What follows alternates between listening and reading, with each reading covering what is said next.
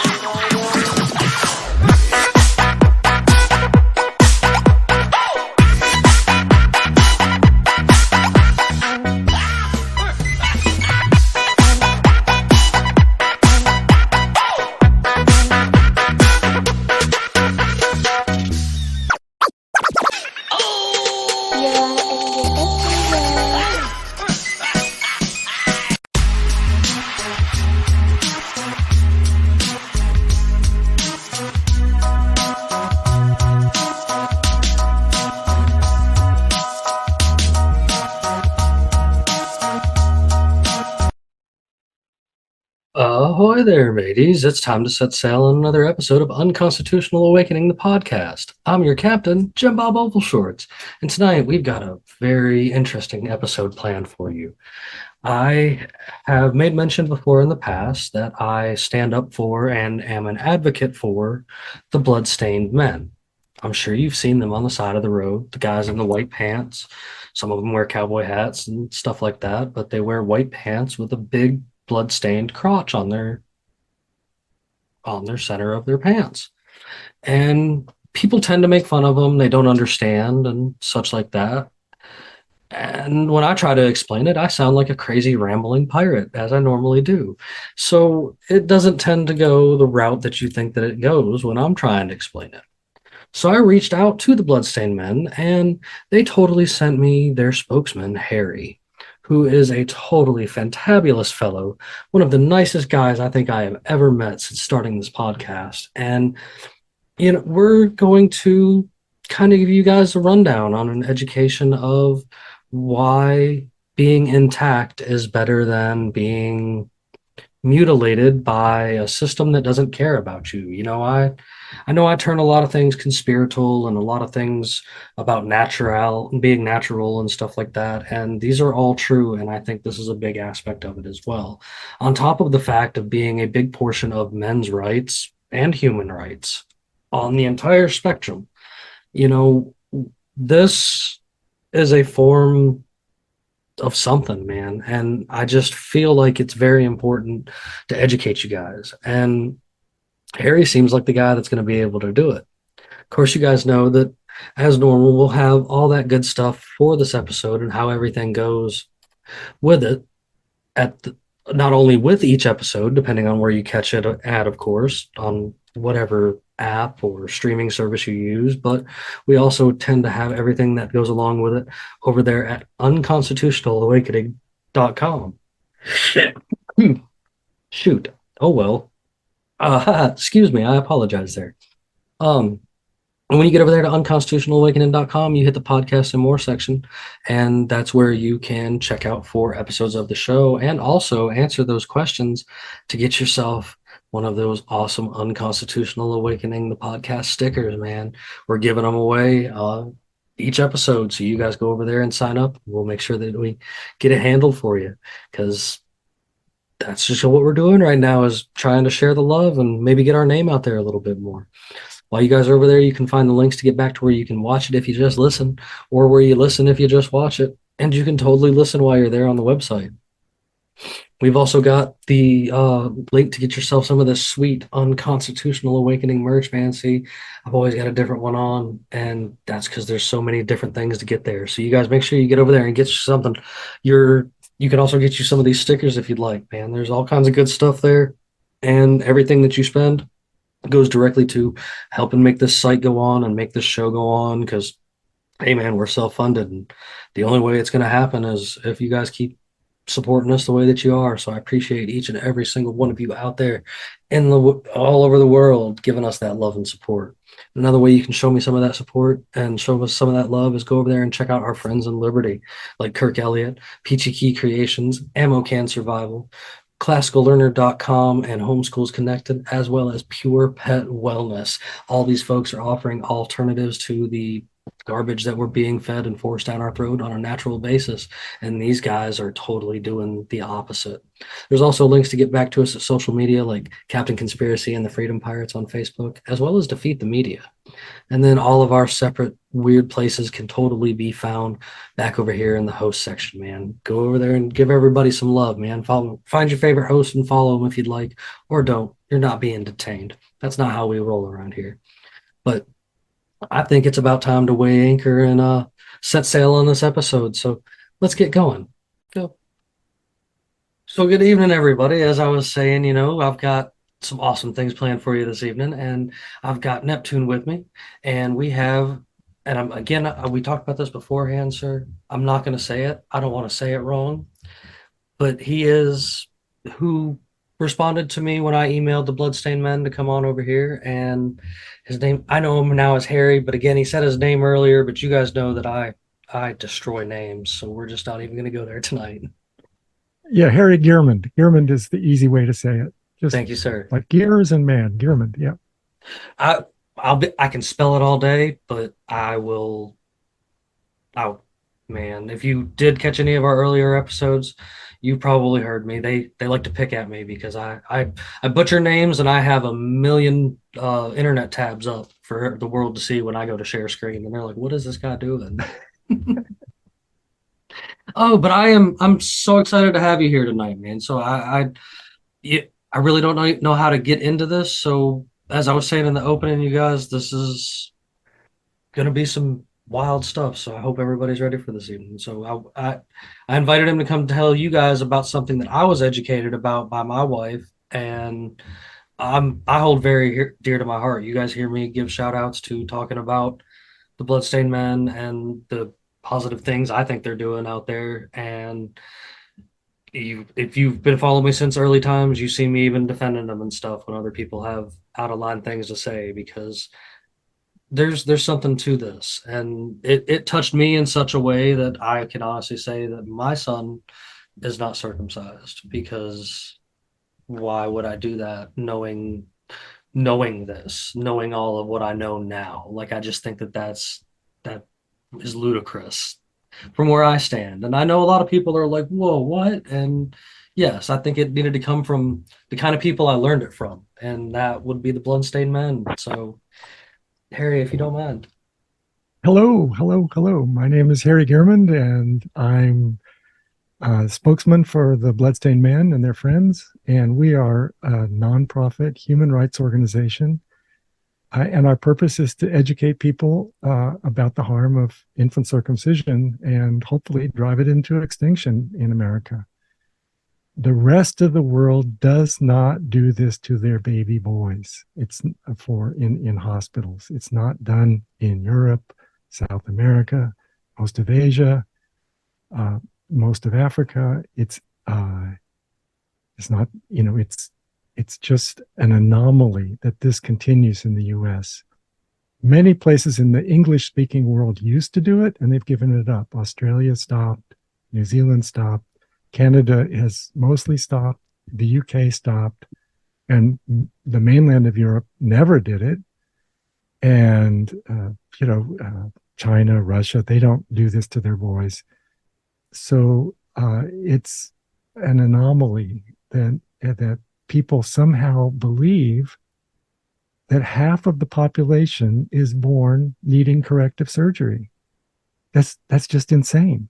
I mean, that's madness. That's a mass delusion that unfortunately is still ingrained in America. And our job is to try to dislodge that mass delusion and wake people up and say, your boy is fine the way he's born.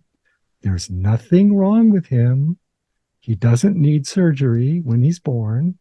If he doesn't like his foreskin for some reason, which that's not going to happen, but if it ever did, He could choose that for himself when he's old enough to make such a decision. You don't have to force it on him when he can't fight back. It's absolutely monstrous You to know, force on somebody something they wouldn't choose for themselves. absolutely. I've in times that I've touched about this, I've pointed out like the psychological aspects of it, and people are like, "Oh, they're a baby, they don't remember it." And I'm just like, "Do you not understand how trauma works? Like, of course they don't remember it. You know what I'm saying? Like, even, I this is going to be a little bit of a horror story for myself, but I was 7 years old when my parents finally decided to do it. My mom was Hmm. pro well, my mom was pro, like, don't worry about it. And my dad was like, no. And I got a hernia. And while they were doing the hernia, they said that they needed to do that before I got an infection. And they let them do it. And I remember at 7 years old, standing in the hallway when they were trying to change my bandage, yelling at my parents about how much I hated them. And like, people are like, what? And I was just like, yeah. Dude, can you imagine having like, you have very vivid memories of 7 years old, I promise you. Like, it, I'm sorry that happened to you. It's horrible. It shouldn't happen to anyone. no, I I really, agree. it's heartbreaking. Every time I hear one of these stories, it's like anybody who has a heart, anybody who feels, who has any compassion, has any empathy, thinks about attacking a baby boy's penis or a young boy's penis for no good reason when they don't need surgery. If you have a heart, your heart is breaking. This shouldn't happen. And the fact that it happens 3,000 times a day in this country is absolutely disgusting beyond belief. It's one of the most horrific. When in the future, when this is all gone, people will say, "How? What were they thinking? How could this have even happened in a country where people are fairly educated? How did they fall for this bullshit?" But they did, and Harry, I have to ask, and I have a personal reason for wanting to ask too, knowing that this is so commonplace in our country. Um, Full disclosure, um, my mother refused circumcision. I am uncircumcised. Uh, she flat out refused, and good for her. not many people know that. I have not discussed that openly with most people. But I have to ask because it was always my impression that most of the developed world did this. Uh, where did you come across? How did you find out that it was really only us, the U.S., in that context, that was still doing this? Yeah, statistics are published, and it shows that the rate in the U.S. is um, very high compared to the rest of the developed world. It's really an afterthought for me, being that I have been uncircumcised, and I have flat out refused that it's brought some negative connotation uh, in intimate relationships with me, obviously. Well, So I keep this one close to the chest, but also in the back of my mind because I try not to think about it too much. Now that I understand what it is that you guys do, I definitely appreciate what you guys stand for because oh, thank you. Yeah. I happen to I agree with this wholeheartedly. I did not know that it was. I did not realize the scope that there was a group that was actively against this. Yeah. It is Yeah. something that I personally happen to be against. I feel like it is child mutilation. But that was on my mind since you started talking about that. It's been my impression my entire life, and I am going to be 35 years old this year, that it is commonplace across the developed world. And Right. to hear that it's almost exclusive to the U.S. That's depressing. I, I've had a lot of people that like to give the argument of, different religions that's they're like, oh, this religion practices it and stuff. And upon further investigation, like, I've learned some pretty weird, disturbing facts myself, because I love to dig into things when I find stuff. And like, there is some other countries that I guess that do practice it at a later date and age, but it's apparently it's still a choice when they're still in that later date and age or whatever. Like and they were and people were like, what? And I was like, yeah, like you don't understand. Like this isn't it's not normal to cut up babies. Like No, it's not fucking normal at all. Yeah. Yeah. Thank you for sharing that, Tristan. About and we usually say intact instead of uncircumcised because it sounds when you say uncircumcised, this is part of the brainwashing of circumcision. Yeah. It sounds like you should be circumcised. Well, what's wrong? Yeah, Why are for you real. Because we don't say people, are, Yeah. nobody's amputated a body part. Of course not. Why would you? Yeah. I agree 100%. But yeah, so for young boys in the Muslim world, they usually do it to young boys, and there are a few stories of Muslims who've rejected it, but we don't get a lot of news about that. There's quite a bit more stories about Jews who have rejected it and kept their boys intact, and there's a whole movement amongst Jews for that. And there's even a Bloodstained Man in Tel Aviv.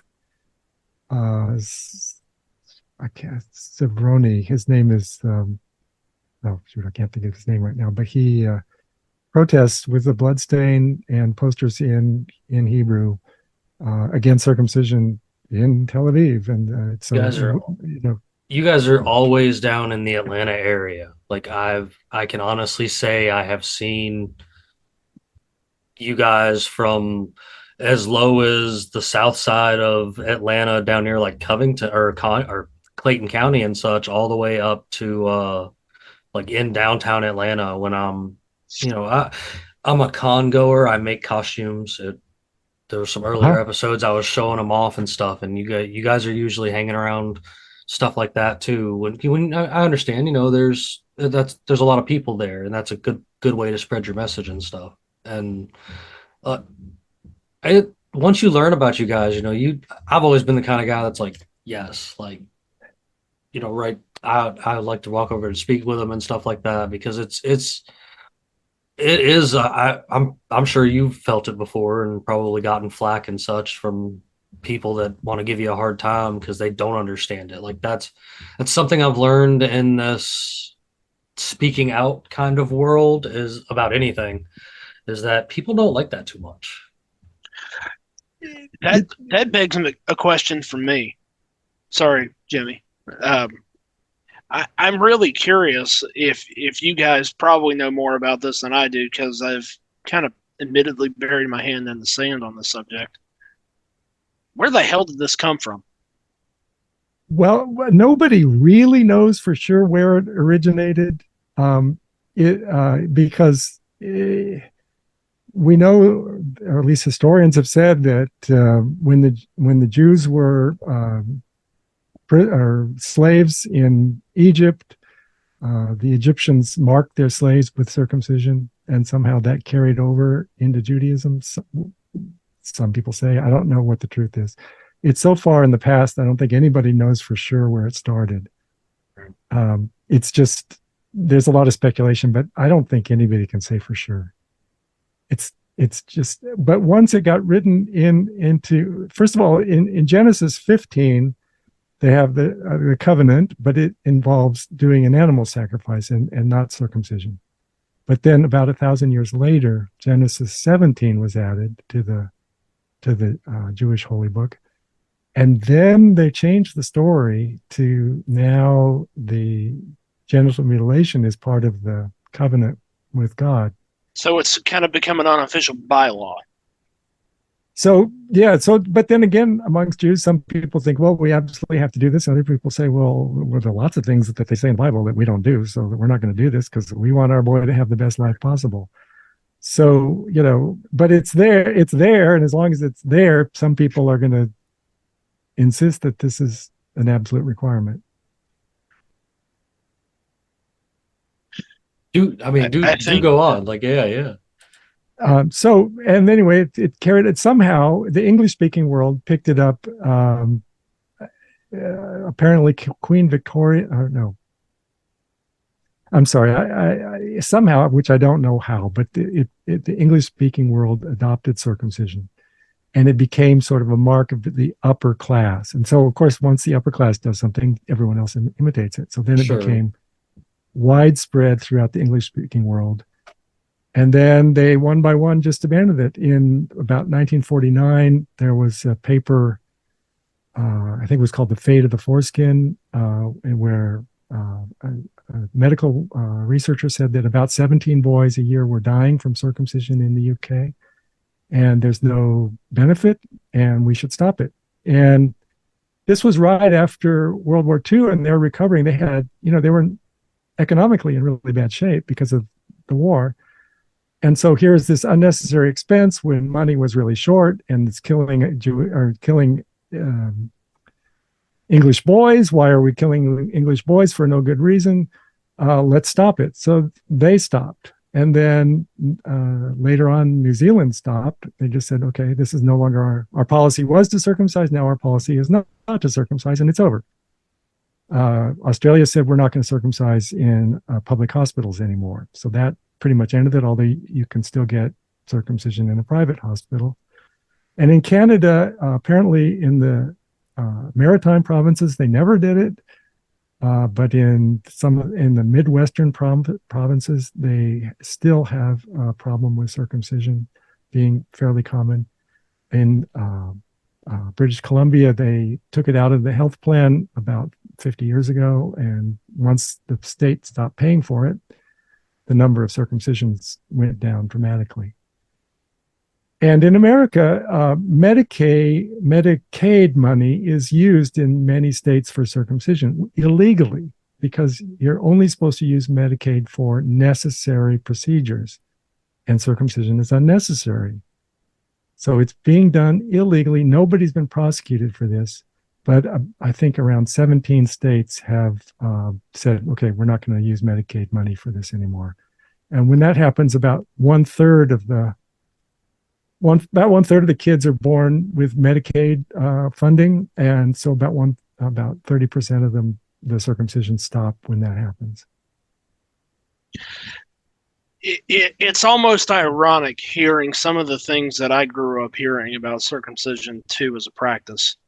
That in 1949, if boys were dying from the circumcision operation being conducted, that those of us who have our foreskin are somehow, and I assume this to be a flat out myth at this point, that we're somehow more at risk for disease.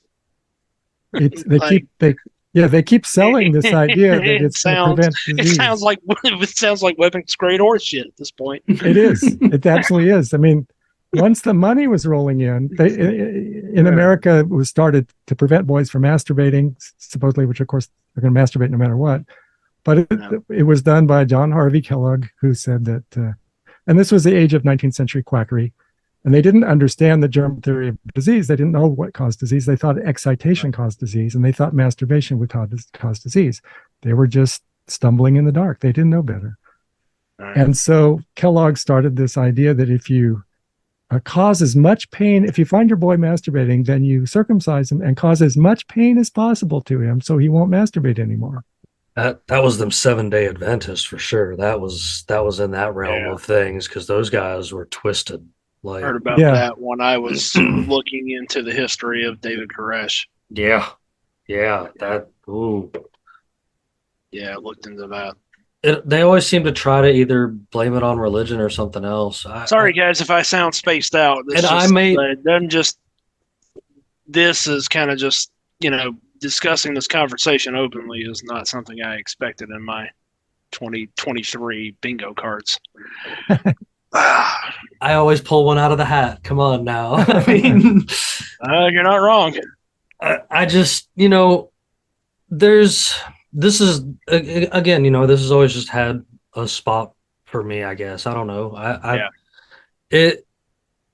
And it is, I know it is kind of uncomfortable, I guess, for many people, but to me, I'm to the point where it's like to me, I guess it's like a general conversation. I'm sure Harry would feel the same too. And it's just, I don't think it's good. I think I agree, but I think it's fair to say that most men would not be comfortable discussing this openly Oh, I bet. in any forum because there's almost a social stigma around it, around being around being natural, around being unkempt, around being uncircumcised. Intact. Yeah. You've got your whole penis. You're lucky to have your whole penis, and and they've made you feel inferior for it, which is criminal. Yeah. It just shows, and we've seen so many clips on TV where they make fun of foreskins, they make fun of intact guys, and it's absolutely criminal. It shouldn't. It should just. It's fucking bullshit. Yeah, it needs to be called out every time we see it because it's. I mean, you don't body shame anybody. I mean, we're not body shaming guys who are cut because it's unfortunate that it happened to them, but we're not shaming them. Right. Agreed. Yeah. Everybody's always got themselves up in a tizzy because you're not using the proper pronouns or you're not, referring to this, that, and the other properly. But like, this is downright fucking child abuse. Well, you're right. Okay. And I know Harry was probably going to get to this at some point. I guess you never know how these things are going to flow, but like, they used to do this to girls too. Like this used to be a thing that they did to females as well, but it got labeled as mutilation. So I don't see it. And absolutely, like I'm not by any means trying to be pro, but I am saying like, I don't see why there's a difference. Like to me, I don't see everybody talks about the human beings and the being accepted and stuff like that. Then the first thing you see, kind of like you said, you guys may mention like making fun of and such like that or be given a hard time, but there's definitely, in the meme world, there's definitely a lot of memes floating around where people are making fun of foreskin, and I'll be the first guy to hop in there and give them the intellectual conversation or start copy pasting the elephant in the room and be like, go check this out, and then say that again. Like just go, education is a big perspective on things like that. Amen to that. It's the only thing we have really is we don't use force, we don't use violence, we just educate as kindly as we can. I mean, everything that we're talking about is human rights, kindness, respect for human beings. It's all gentle, and we're really proud of just being as kind as we can to people, and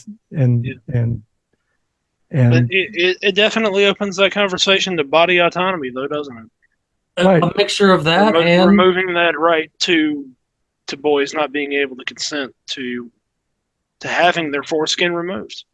And boils down to men's rights, like that is something that I am also very advocate for, I guess, because we get given a hard time, like we're at, to be real, fellas, as white males, we're at the bottom of the totem pole when it comes to respect in a lot of aspects because we're not rich and famous. You know what I'm saying? We're just normal folks, and we always seem to be on the chopping block. And it's not just white males in this scenario, but I'm just saying, like, for us in general, like it's usually us in the chopping block or us being accused of things for no reason. And I mean, I hate to even go down that road with this, but to me, they're one and the same because men's rights and a lot of the things that we have to deal with, whether it be, seeing your children or this, or a lot of the everyday trials and tribulations that we go through that no one cares about. And, I mean, we focus on all races. I mean, it's like, it doesn't, it's like black boys are dying from circumcision. Yes, too. 100%. And we don't know how many boys die every year from circumcision in America.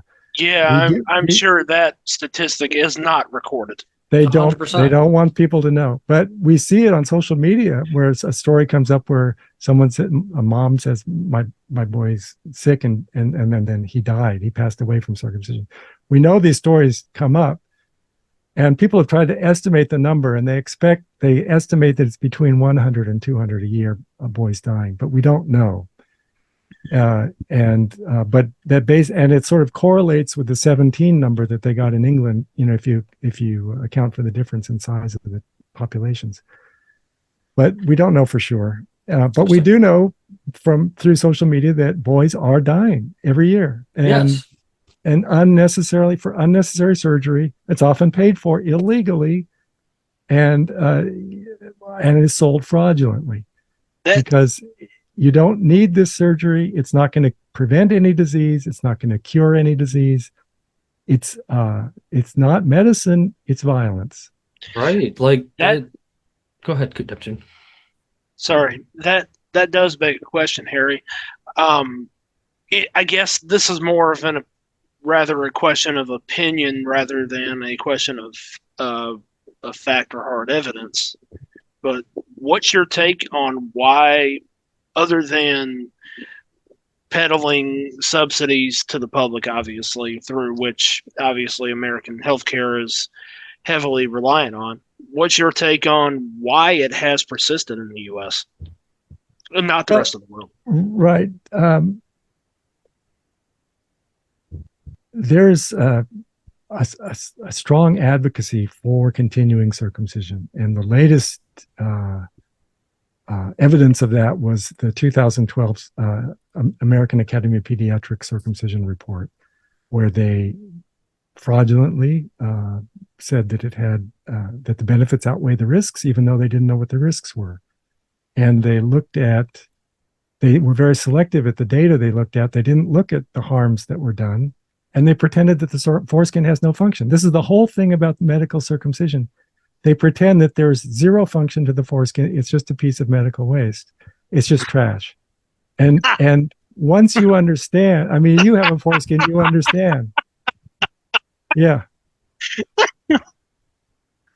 So here's the thing that happened with this task force that presented this fraudulent presentation from the American Academy of Pediatrics.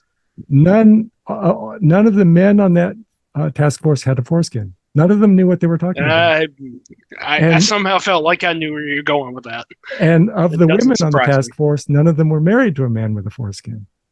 So it's like people who are blind trying to decide whether or not babies should be blinded. It's like, well, we don't see any value to eyes. I mean, they might get infected. Why don't we just gouge them out when they're born so then they won't get infected? Yeah, that sounds good to me. What good are eyes? And that's what we're dealing with. This is and they said, oh, and we want it to be funded by insurance. We want it to be funded. We want that gravy train to keep rolling. So it was utterly corrupt. What are your feelings of it? Basically, there's a cartel of money going on with that, clearly. Well, I was going to say, what are your feelings on it? Like I've seen where they use it for things. Like there's a public market for for foreskin. Like yes, it's sold. And parents don't realize that when they sign the consent form, they're signing giving the hospital permission to cut off part of their baby and sell it. And do parents realize that? They don't. I don't think they do anyway. That's fucking gross. It is disgusting. And then they're used for things like face cream for rich old women, very expensive face cream. I mean, yeah, we talked about that whole scene before in the past where how could it was anything popular online. How could anything be more corrupt than robbing a baby of its essential body part so that to benefit rich old women? I mean, how much more could it be more corrupt than that? I can't even imagine anything more corrupt than that. That's just disgusting. And it's still going on. And it really does make you wonder, like, what, like why? Like, of all the things in the world, when you get into it, and again, I made mention earlier, like I said, I've always looked at it as a mind control aspect, and I hate to always be the guy that goes into left field with it a little bit, but like, since I understand that in the stages of mind control, like, trauma is literally stage one of gaining the ability to put someone under mind control. If you have basically every man born in this country that gets it done because the doctor lies to you, the people shame you, et cetera, et cetera, et cetera, they end up doing it, and like that's a level of trauma that's just I think it's unheard of, and people wonder why they have so much trouble breaking the chains of like the everyday life. And I hate to be this guy, but this kind of resorts into a lot of it. Like if you really think about it, like we're all, almost castrated like at birth and I put think you're into onto the something there. I mean, I I think really I'm do. onto something, Yeah, man. Like yeah. there's yeah, I'm That always trauma has a lifelong effect, and if you have a whole yes. population that's traumatized, I think they are easier to control. It's like I think there is a motivation there. That's in like mind control 101, like we've discussed things like different operatives and things that have been running through the shadows for some time, and I do tend to tie this back to that too, because I do find it weird that this specific population of people is the normal practicers of it. And it's just like, wait, like Right. it doesn't there's a group of people I did a big 5 hours worth of episode on with a fellow that's been doing a lot of research for a long time that were known as the Frankists, and they traveled here with the Baptist community in the 1800s, and they brought that along with them. Actually, that was something that they practiced on a regular basis because they were secret Abrahamic religious, but they were mystics, and they were practicing things that were against. If they practiced things that were against their religion, that was righteous, and so they were continuing to do this inwardly while pretending to be something else on the outside. Right. And the funny thing about them in history is they found themselves into power throughout history in weird ways. And as far-fetched as this may sound, like I feel this is something that may have even came from them, because I've been on this kick for a long time that the Frankists are still secretly pulling the strings. That's not what they're known as anymore, because their names changed throughout history if you follow the line. And Yeah. What are they we've called now? after they were done being the Frankist, they were totally the guy.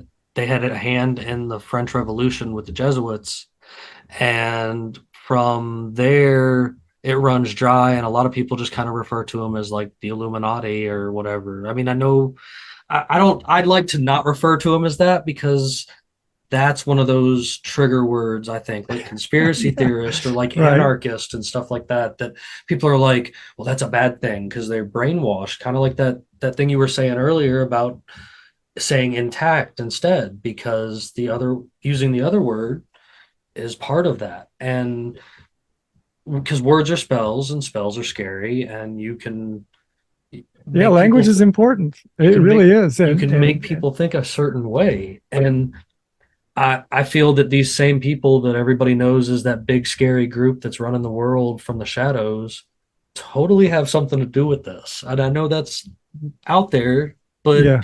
maybe I've seen weirder things in the past 3 years. Yeah. So I I think that for us, our point is just to point out the craziness that this still goes on, it is. It and is. we, in terms of larger motivations, I don't think we can tackle that. Sure. We just have to stick with uh, confronting people with, well, do you want to harm your baby? Do you want him to be born with a wound? Do you want him to be lacking part of his penis? Is that really what you want? And that works. People say, well, no, that doesn't sound right to me.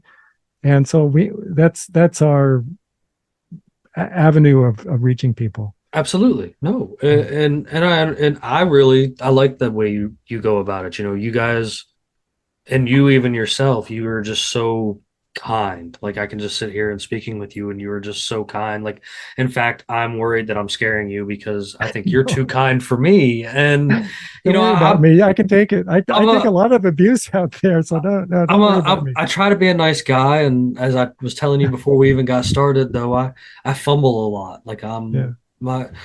I'm scatterbrained. That's just kind of me, but that's just because I've been at this for really like this in general, like the idea that because I take your idea and kind of apply it to everyday life. Like there's so many things that are unnecessary that we do or that we are told that we have to do, and I want to spark that whatever it is in your brain to make you to, I guess, be against that system and question that Yeah. and stuff like Well, it that. takes a huge amount of arrogance to say that all that evolution has done for billions of years doesn't count, doesn't matter. My ideas should supersede that because I think the foreskin should go. Right. Well, how does anybody get to be that arrogant?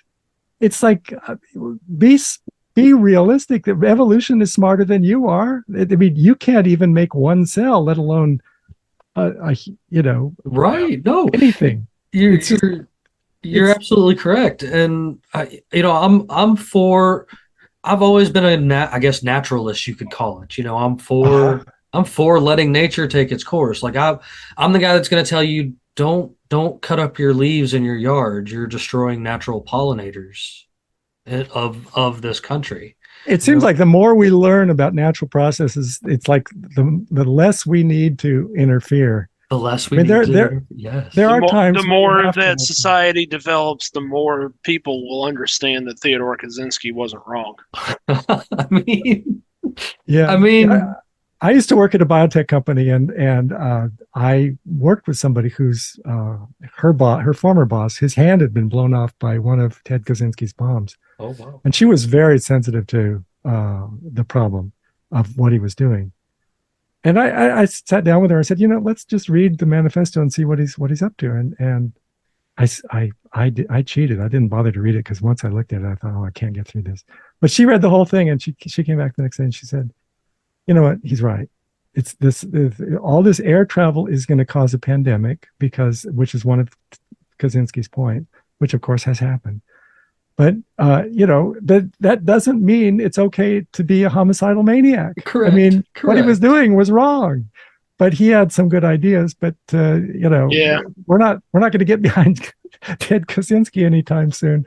But he was. The other thing that was funny about that is at that time the FBI was looking. They had their model for who the Unabomber was a undergraduate dropout from a major university. This is what they had. She read the thing, and she said right away. She said, "Oh, that's somebody who was denied tenure. That's clearly somebody of that caliber got almost to the finish line and was denied tenure." Mm-hmm. And that's exactly what happened. She read the manifesto, figured out that the FBI's model, that they had 60 agents working on this, and their model was wrong. And she just figured out, and we just thought, well, we didn't alert the FBI. We just thought, well, they must know this. Who are we? We couldn't have figured this out. But she did. She was brilliant. And so he predicted a major pandemic, and that's what happened. And it's because before air travel, you just couldn't spread a pathogen around the world very efficiently. It would get started someplace and it might die out there, but it wouldn't spread everywhere in a matter of a day or two. But now that's the world we live in, and so we have, that's where we are. Human condition is. It feels like human condition is easy to prey on. And I feel like for what you and your people do, Harry, I feel like that's got a lot to do with that. It's easy to manipulate people. I feel like that's true in a lot of ways. And yeah, people are so vulnerable. Yeah. And the other thing is that psychology has advanced a lot, and now people really understand how to manipulate people much better than they used to. And I think that's one reason why the politics in this country has gone so crazy, is that people know how to trigger tribalism. They know how to get people riled up, and it's all psychology. And they just know the vulnerabilities that can be exploited. And so then we're always at loggerheads. And what we really need to do is say, okay, we all have a great big common interest here, and let's work together, because we're all human, and we may have different ideas about things, but most things we probably agree about. We mostly want to live happy, healthy lives, and Right. that's not that that's actually hard. something. I used this as a closing statement 2 days ago, actually, that the state thrives on chaos. Mhm, mhm. The state can't function without it. Mhm. It requires that. Well, honestly. it's some actors are exploiting our vulnerabilities, and I just think that every time we can refuse to be exploited, we should. I guess myself, like, I would like to get into, like, and I'm not sure if you guys even know or whatever, because you seem to have a lot of like dead ends too, and I understand that. I've found kind of the same dead ends in a lot of cases, but like, I've always wondered, what kind of, like, what led to it itself, like that, the choice of doing that, like in these religions and stuff like that, and the mind control aspects, I like I was would saying earlier, really and that I was like, thinking about that when I stepped away. and what benefit, other than the, like, they have their ones that they paint are the benefits that are clearly lies, like a lot of their statistics and a lot of things that they show, that there's clearly, what is it, like 62% of statistics are made up, is the little funny line to it or whatever, and 52.5, I think it is. yeah, and because of that, and because someone is making so much money off of this, like what is truly fueling it? Like, if Bandit was here, I know he would be saying there's always someone at the top. There's always a boss. Like, there's always somebody that's like, yes, this is the right thing to do or whatever. And it's just like, There definitely is. and to me, in my brain, I'm just like, whoa, like, who is the trickle down of this? Because that so many people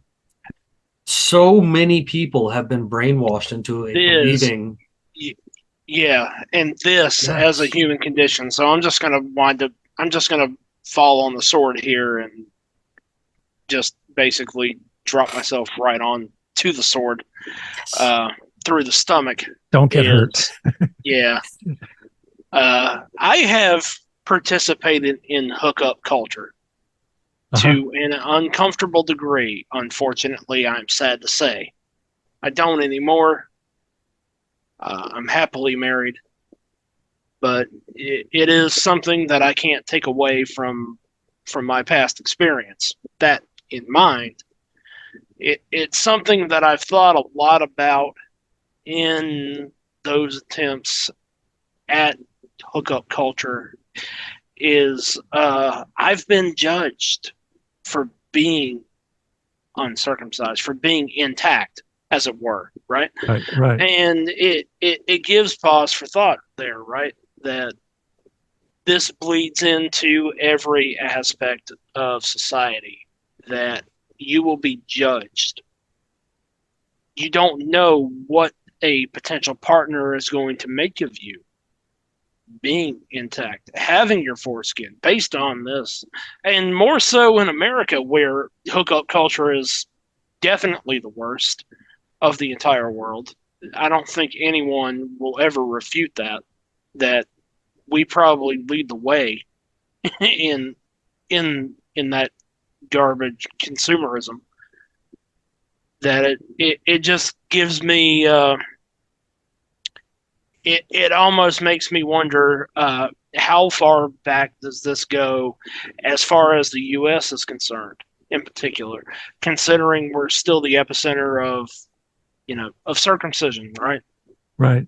That we are still dealing with this at a high level. and yet it bleeds into every factor of society. That no, it shouldn't be considered normal to be intact, and in fact that it kind of bleeds into uh, the societal norms of so much as dating, and it's depressing, and it definitely has a lot to do with, I think, with men who are intact. I think it has a lot to do with their own insecurity. Yeah, And it's. they go I mean, their own way. once they get the message that actually they're the lucky ones, that they won the lottery, they have their entire penis. They have the mobile, retractable aspect of the foreskin. They have all of the sensory nerve endings that cut men are missing. And so, one thing that explains the loss of sensitivity to many cut men is that you ask them, what's the most sensitive part of your penis? And they say, well, it's right around the circumcision scar. Well, if your foreskin had been allowed to develop naturally, you would have had that 15 square inches of that kind of sensitivity. So Yep. you was robbed, dude. And that hurts. But the reality is sometimes you just have to face painful reality rather than live in denial. So it is, it just hurts. It hurts if somebody abused me, somebody, the people that were supposed to protect me didn't. It just hurts. It's one of those things that you just have to say, okay, there's nothing I can do about it. It's just something that hurts. Do we have any hard figures on what percentage of men in this country actually are fortunate enough to have their foreskin? Gee, that I The think only I reason had that number at one point. I think it's something like I think it's something like 30%, but or 40%. I really don't remember, because the older you go, there was less circumcision of the really older men. Right. And I know that number would probably change over time. Right. But obviously, considering that it's basically being peddled and shoved in people's faces, right, that number changes over time. No, yeah. Go ahead. So I think we would really like to get good statistics about how many boys are cut in the hospital, how many boys are cut. I would love to see that number. And I would love to see that number. What we do know is that almost no intact man chooses to be cut. Very few men want to lose their foreskin. Yeah. So I mean, as someone who did unfortunately, suffer from it, I still don't like anything sharp near that anyway. So I definitely don't see why I would want to cut something off of it like that.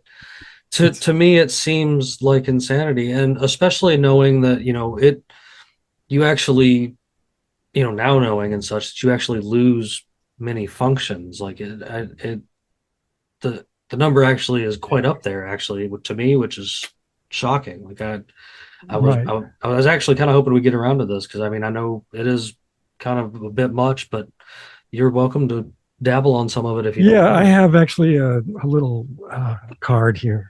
Okay. So it's like, Jimmy, thank you for asking me to be on this episode, man. This might be the closest one to the chest I've ever been on. Jesus. So the foreskin is the primary erogenous zone of the male body. So that is lost when they and the interesting thing is when they try to sell circumcision, they say, well, the sensitivity hasn't changed, and they don't even test the sensitivity of the foreskin. They just pretend that it didn't exist and didn't matter. So then the gliding action, which is the foreskin rolling back and forth over the head of the penis during sex and within the vaginal chamber, that action stimulates. I mean, I'm told. I don't know. I've never been able to experience this because I was robbed, but that's what experts tell us.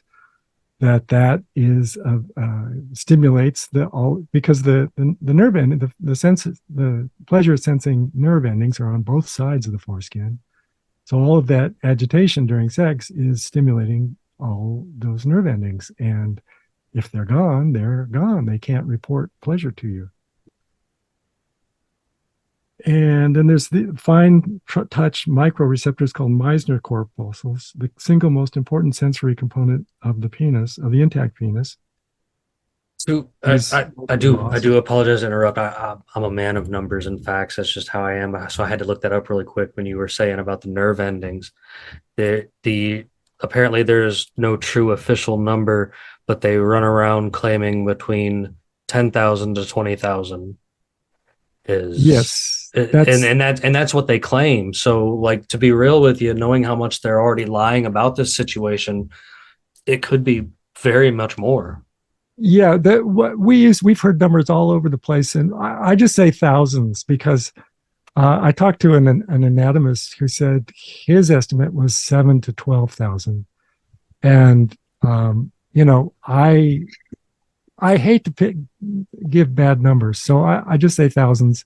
We know, I mean, 1,000 nerve endings is a lot. It's like losing all of the sensitivity of the tips of your fingers. So if somebody were to slice off all the tips of your fingers, that's an equivalent loss of sensitivity. Well, that's a big deal. That would be a big deal if you did that to a baby. That would be a grotesque child abuse.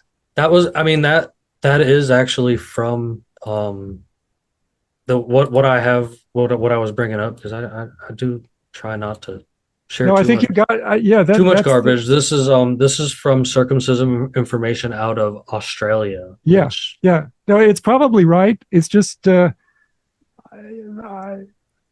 I think go with that number. It's just I've been super conservative because we get hit all the time that we're overstating things. So I just try to pick something. I like to throw out information when we're doing things out here. You know, Yeah. you have checked out a few other episodes. You know, I think you're probably right. I just being really conservative, I just say thousands and leave it at that. And there's this. I am going to share this link along with all your links tonight too, of course.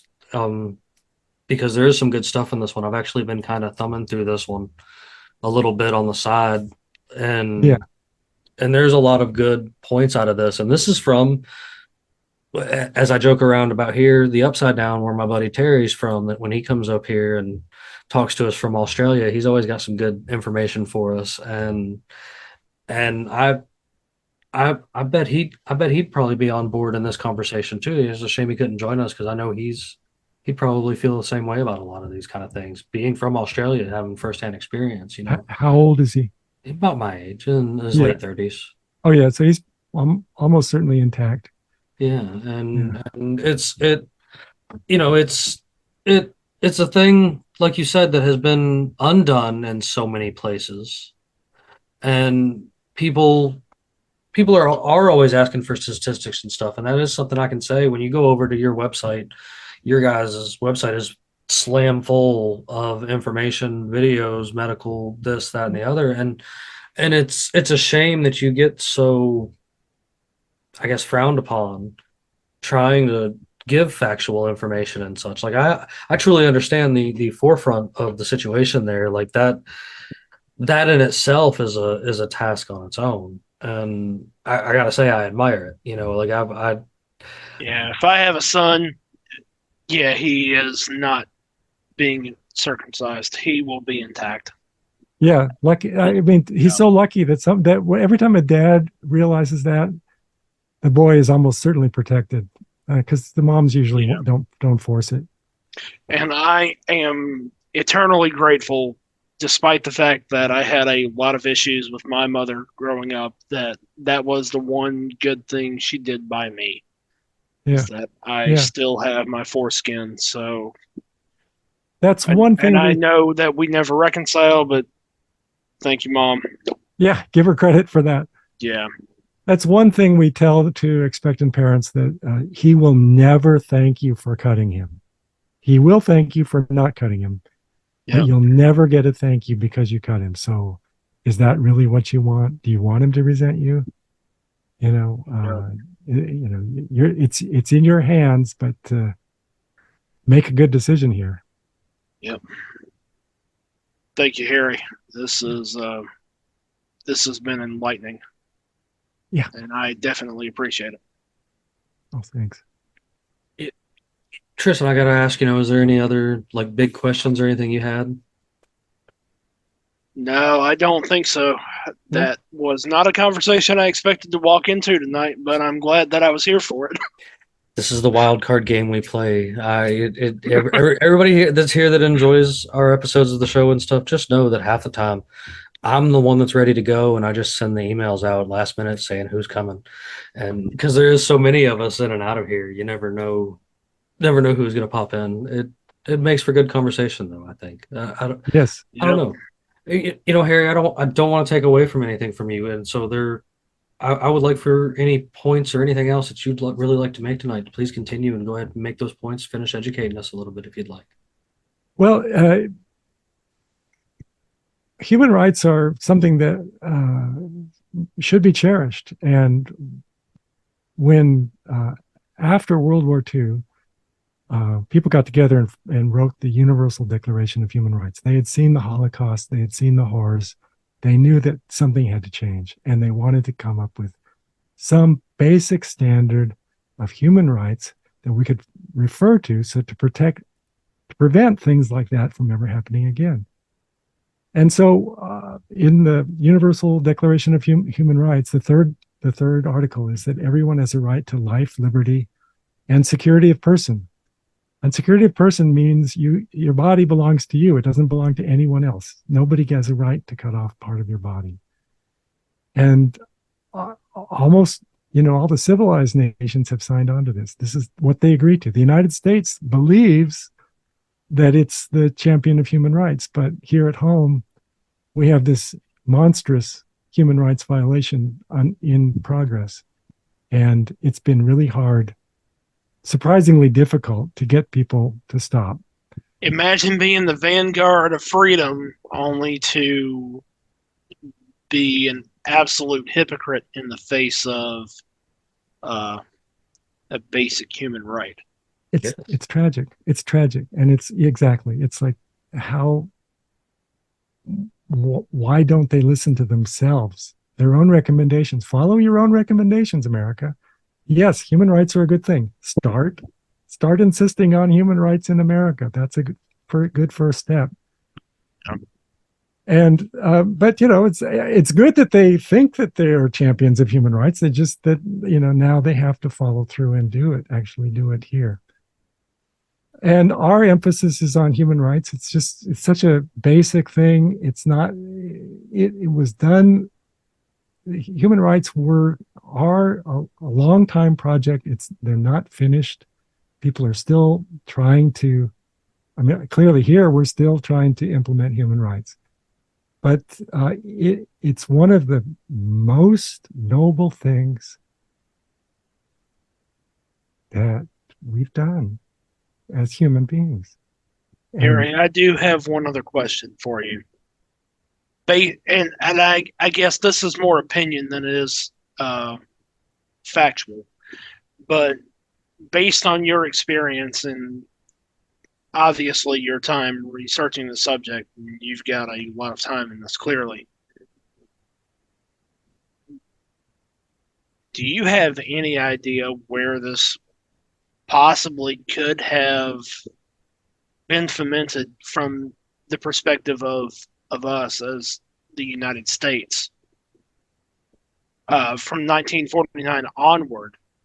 Obviously, that while the rest of the world has rejected this, why are we still doing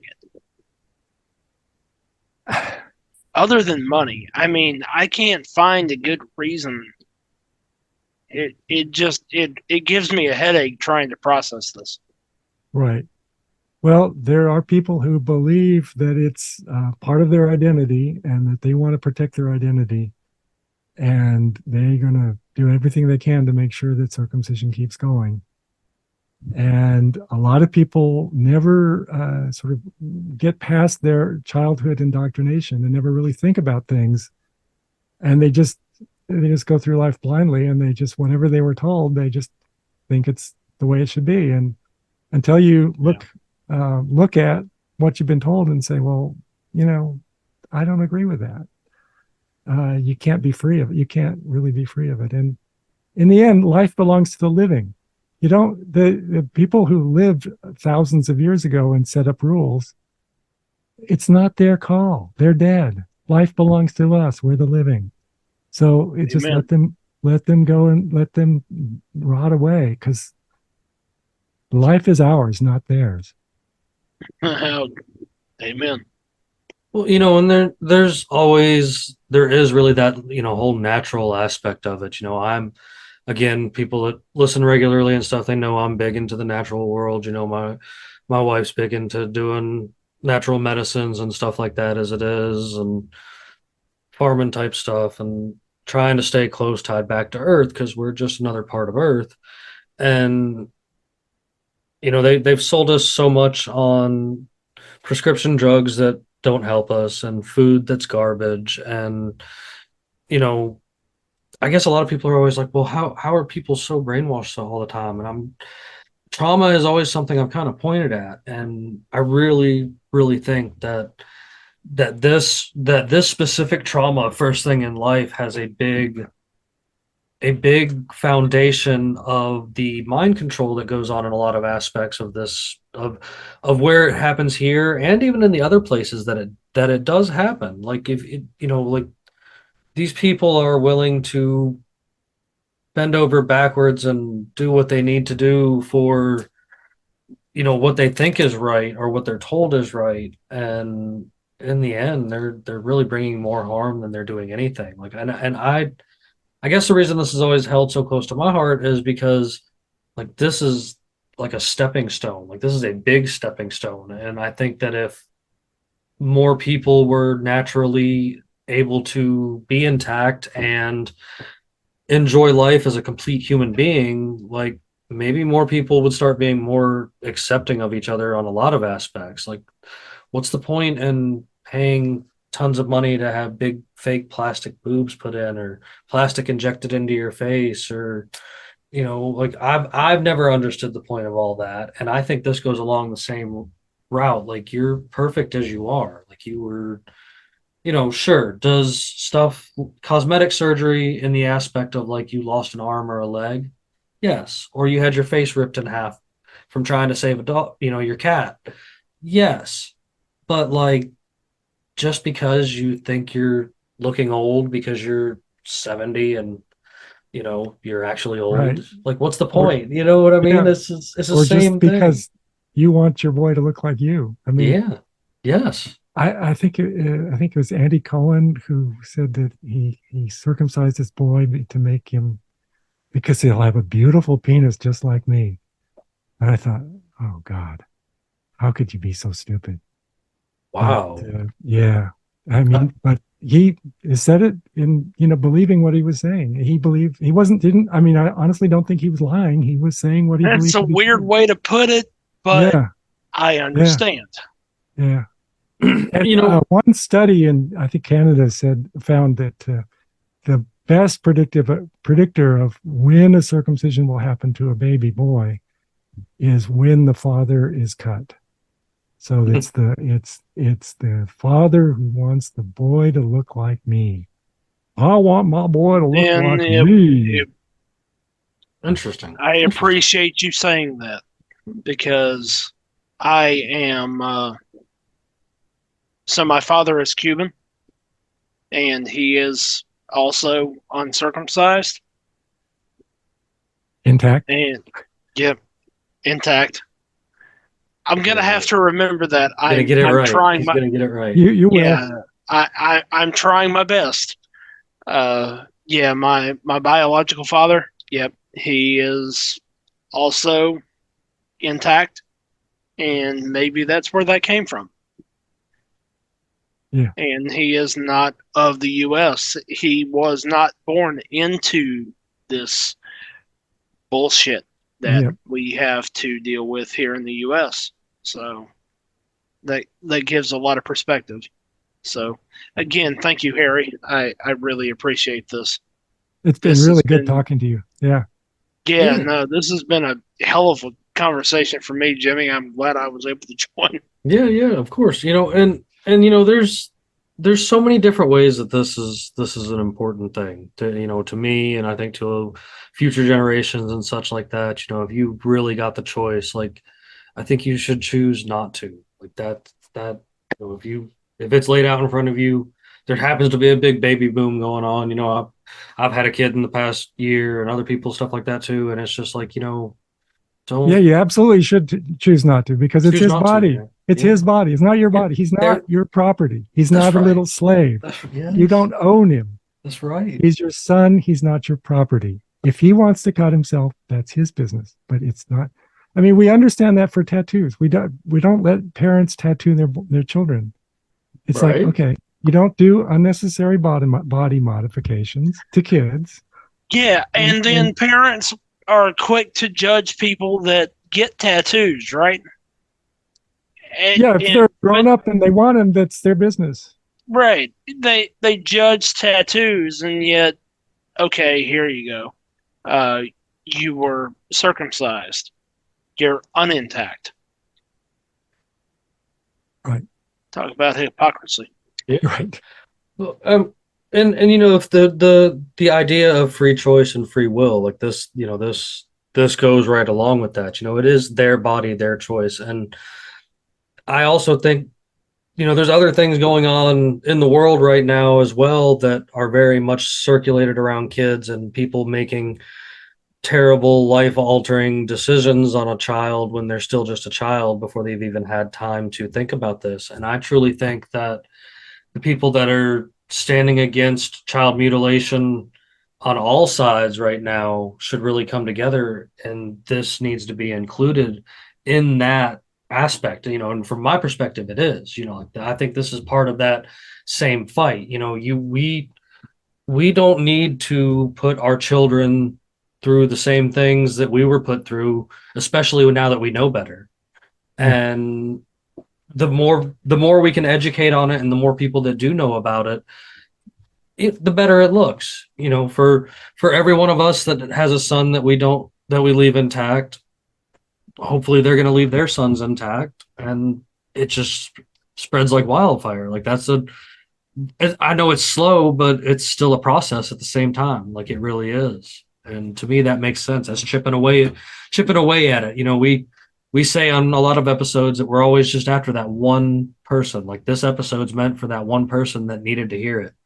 That's kind of the way I think. It's like social media is based on, get millions of likes and millions of shares. No. Well, no, if you reach the right person or the right 10 people, you've accomplished something. So it's like, okay, we're that's good. That's a job. That's a day well spent, a job well done. Yeah, I mean, I've never been about this for getting the attention. Sure, I was like super beside myself for the previous guest I had the other night, but to be real with you, I was just as excited to have you come on this evening, because I am excited to learn from people that are intelligent at what they know. And on top of it, you've been just I think you have been the nicest guest I've ever had. And I am just like, I feel there was earlier in the show, I was just like, man, I hope I don't scare this fella off, because I come off weird sometimes. And I'm not trying to be like, I truly love each and every person out there. And that is why I think this is an important message to share and spread. And,